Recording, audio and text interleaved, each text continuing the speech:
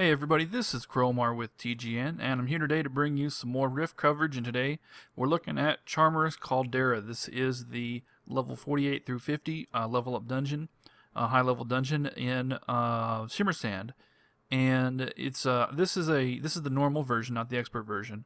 The expert version is really hard, by the way. I have tried it, and notice I said tried, not completed, but I will be completing it soon, hopefully.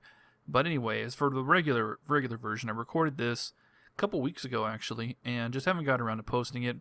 Had a lot of other priority stuff in front, I thought, like level 50 guides and stuff like that. So I'm finally getting this out, along with Abyssal Precipice, which will be coming soon.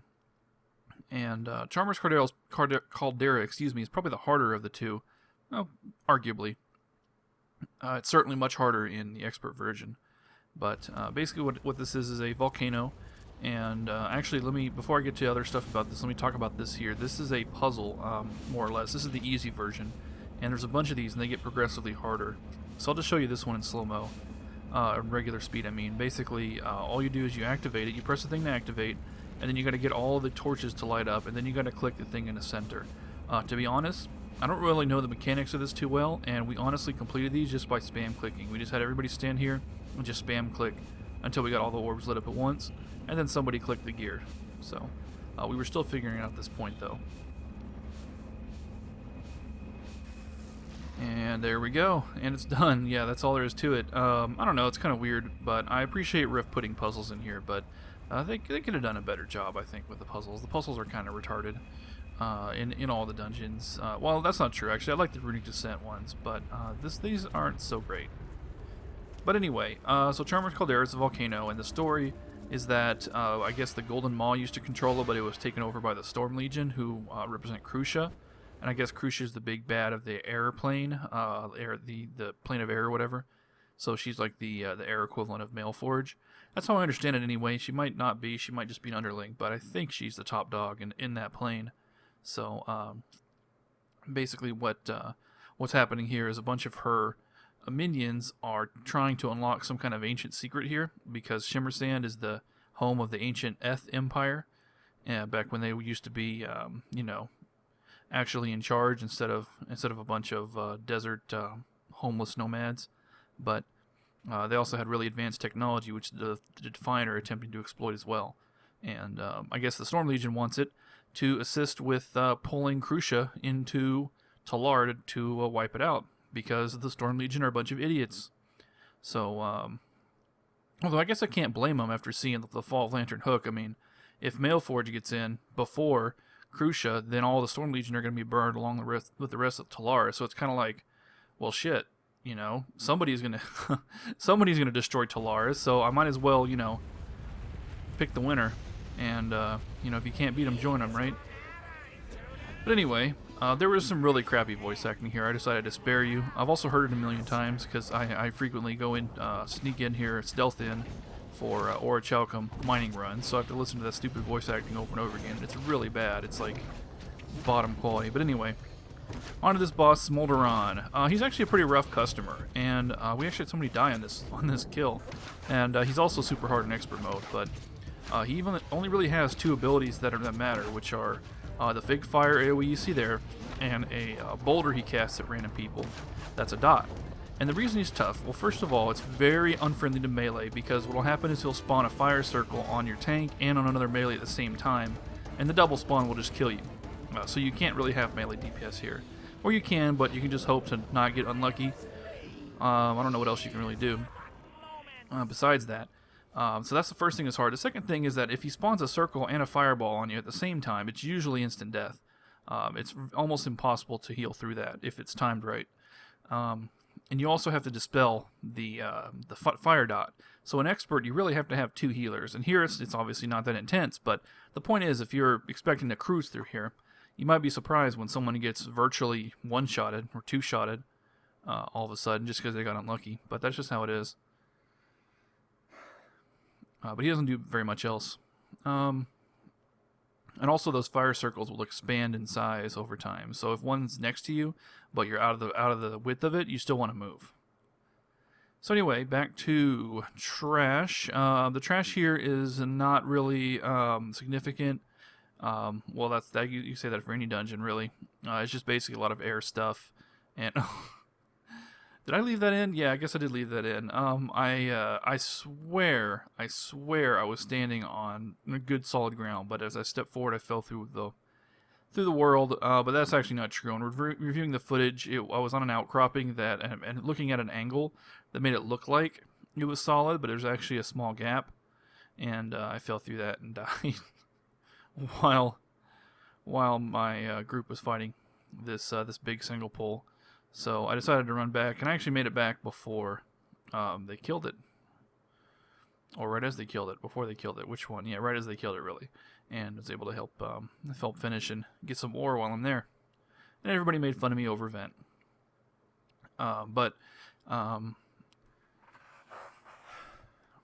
My spec here is my instance level up spec, which was a Ranger Bard AoE. It's designed around AoE support. It just basically provides a lot of AoE DPS for killing trash mobs, while also providing support for bosses and such. And I have a very similar build that's more geared for level 50, which I'll be sharing soon. I want to do some. I want to get a solution to my DPS testing.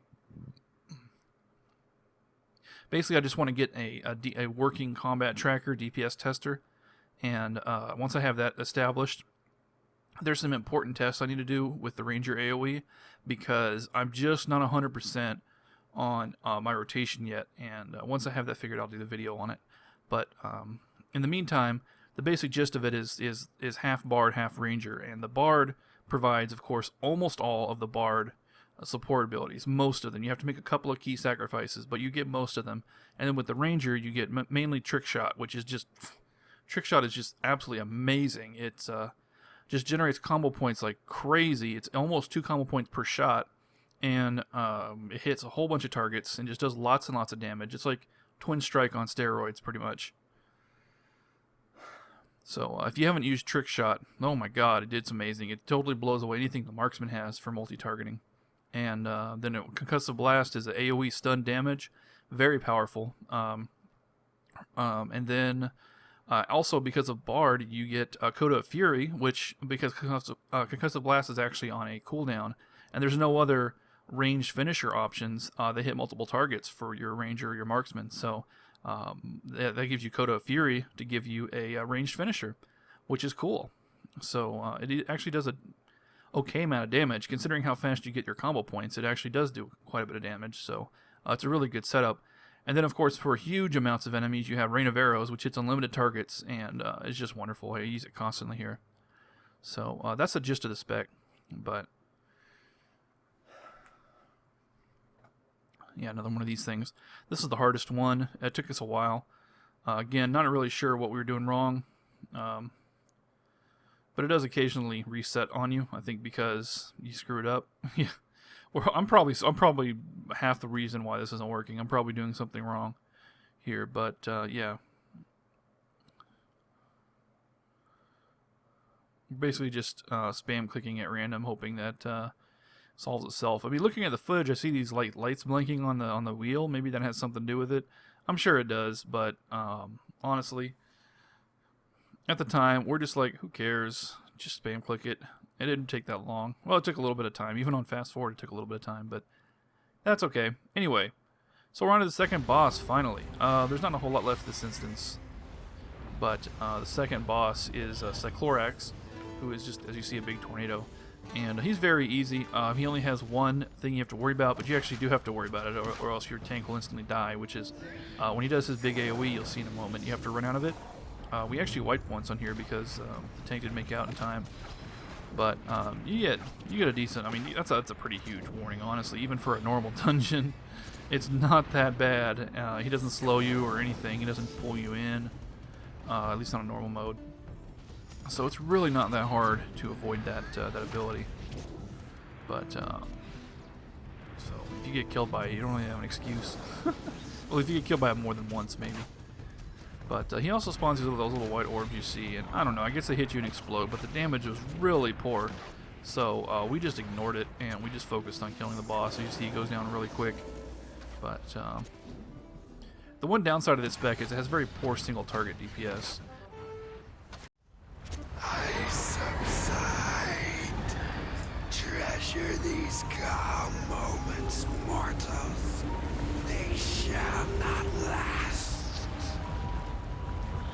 It also lacks a couple of key support abilities from Bard, so you don't get the full support. You don't get Verse of Joy, for example, which is the amazing mana restore ability, and you don't get the single target DPS. So those are the weaknesses. But of course, because of Rift's multi-role system, there's no reason why you can't keep a pure DPS spec like Marksman, full Marksman, or a pure support like full Bard, and just keep that on your bar for any time you hit a boss. I mean, there's no reason you can't do that. So it doesn't have to be full Marksman. That's just the one I prefer for bosses. For most bosses, actually, there's a lot of bosses where there's just way too much crap going on, and you have to move too much. And moving is not conducive to Marksman. Marksman does not like motion. You have to basically stay completely still constantly to stay on that pedestal, and every time you move, you have to recast the pedestal. It's not good. But anyway, so I do like the spec, though. I do have a lot of fun with the spec. It's fun having a pet, a raptor. But the one interesting thing, though, it does encourage you to spend a lot of points in your pet, because you get a talent, whatever it's called, King of the Jungle, I think, which what it does is it reduces your pet's damage taken by area of effects up to 95%. But it's like 5% per point, or something like that, per point over a certain amount.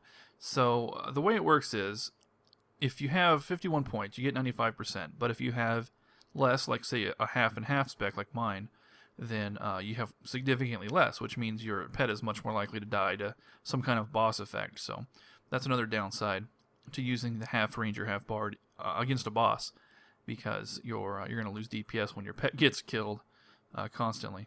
So if you want to do ranger on a boss, you're going to have to go full ranger, and then about 8 in marksman for a deadeye shot, probably. That should work. But full ranger is not something I've spent too much time with. But the charmer's coil. You will be our puppet. Anyway, back to the actual footage we're looking at here. This is the boss, the Lamia. She's not a problem. She casts the poison on the ground, as you can see. Just move her out of it, and you're not going to have any trouble.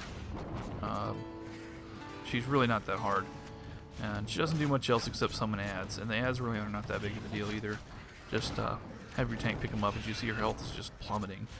And I guess we did have actually pretty good DPS here. We have, especially from our other rogue, who's a good friend of mine and does a pretty amazing DPS. So that certainly helps. But the boss overall is not challenging, at least on a normal mode. So she's almost done already. And this is the third boss, and the fourth boss is very soon afterwards.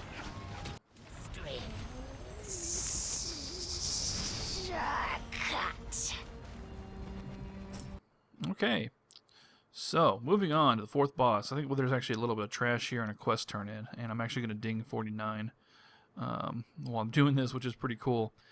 48 is the bare minimum for this place if you're a DPS, or if you're anyone who has to hit the boss, including a Chloromancer. But if you're playing a Cleric Healer, you can actually go at much lower level. You just have to be careful and not die in AoE and stuff like that. So there you go, ding, 49.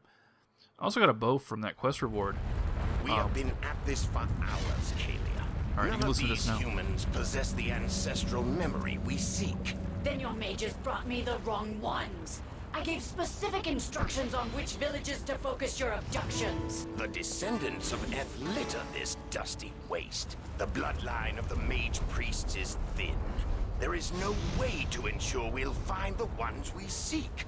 Or even if the ones sought still hold ancestral memories we need. Crucia will not accept excuses. Bring me more minds, Jotherin. If need be, I will rend the memories of every soul in Shimmersand to find the secret of the Caldera.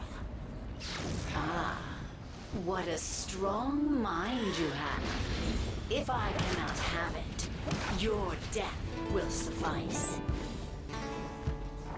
Oh, that was good. I don't even remember what I was saying. Something about something. But anyway, so this boss, is real simple. She is mostly a tank and spank, but she does go immune after a certain while and summon some ads. And that's all. You just AoE the ads down, and she pops back out and then tank and spank again. So pretty easy. You see, she just drops like a rock, like a trash mob pretty much, until she goes immune, and then it's AoE time. So it's actually a good time for this spec. This is actually a good boss for this spec because AoEing down the ads is the only real trouble. Which, as you can see, Rain of Arrows is doing quite well. There we go. Oh, here we go. This is the other thing. I forgot about this. The laser. She faces the direction and shoots this laser out. What you got to do is rotate around her, because she will rotate a bit, cast it, rotate a bit, and cast it. And this is like, you know, a bunch of WoW bosses like C'Thun and what's the Mirmaron from Ulduar, like that. Same deal. Whatever way she's facing, you have to you know, stay away from her face when she's casting. But it's actually a little hard to dodge the opening volley. Forgive me. I have failed you. It's actually a little hard to dodge the opening volley because she you know, does it pretty quick. Like, she'll just be fighting a tank and then just turn at you and shoot. So it's likely you'll get hit, at least on normal mode. But it is survivable, as you saw, because I got hit with the first blast. But yeah, that's the boss. So she does have something interesting other than the immune thing. So there you go. Well, that's it for Charmer's Caldera. It's that simple. Yeah, level up dungeons, not hard at all, but fun. Lots of experience, lots of great gear, quest rewards and stuff. Good lore, story stuff if you care about that. And oh, I'm gonna get this this ore. Well, look at this. This ore is across a river of lava, of course. Why not? And so I switched to my spec with a sprint. I'm like, yeah. Not gonna get killed by this lava. Nope. Very close though. Nope. Only died in lava once this round. Got me some more. So anyway, that's it for Charmer's Caldera. Thanks for watching. This is Cromar with TGN.